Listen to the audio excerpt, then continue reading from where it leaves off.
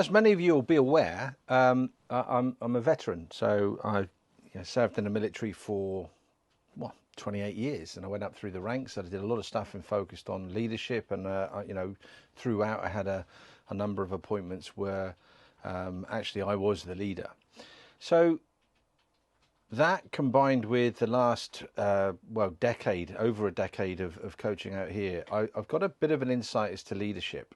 And I just want to share a thought with you, because I think something that is often misconstrued, and something I've certainly experienced since leaving the military, and indeed I have seen it in the military.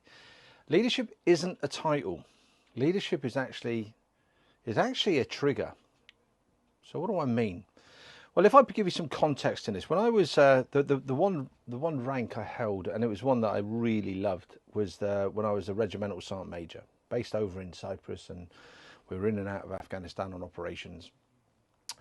But when we were, I can remember a number of occasions when we were in Cyprus. There were, I would do what we would term the camp walk, and basically, I'd walk around the barracks, and that might be with the commanding officer, it could be with one of the other sergeant majors. But here's the interesting point: if I walked around and there was a jovial feel to my stride, if I looked happy, soldiers that were heading our direction would engage. They would they'd come along quite happily, see that you were quite cheerful, and you could have a good chat with them.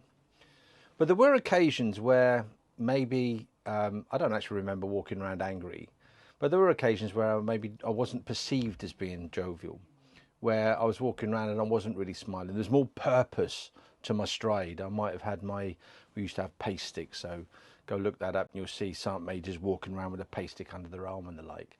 So it kind of felt there's so the RSM's on a mission for something or other.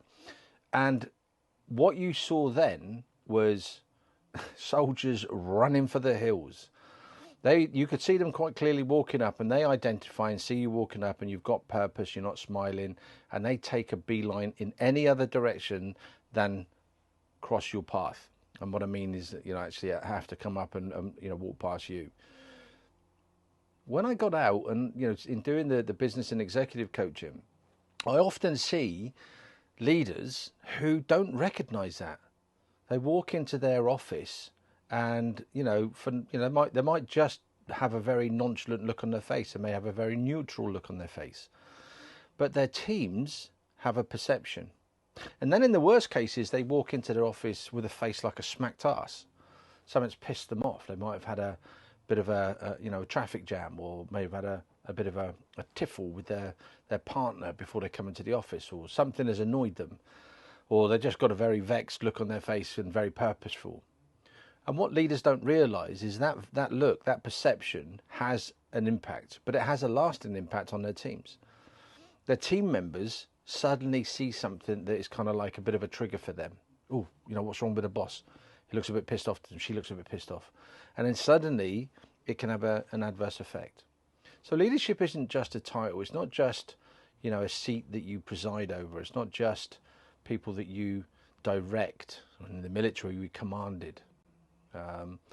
It is much, much more than that. It's much deeper than that. And so reflect, how do you turn up as a leader? What impact do you have on your people? And the simplest solution is to wear a smile, because it's infectious in that respect. Now, the caveat on that one, sometimes leadership isn't about smiling. It is about the tough decisions. But you'll know when that is. But all I'm saying here, it isn't all the time. If you're not someone that's normally happy and smiley, give it a go. The impact that you'll have on your team will be amazing.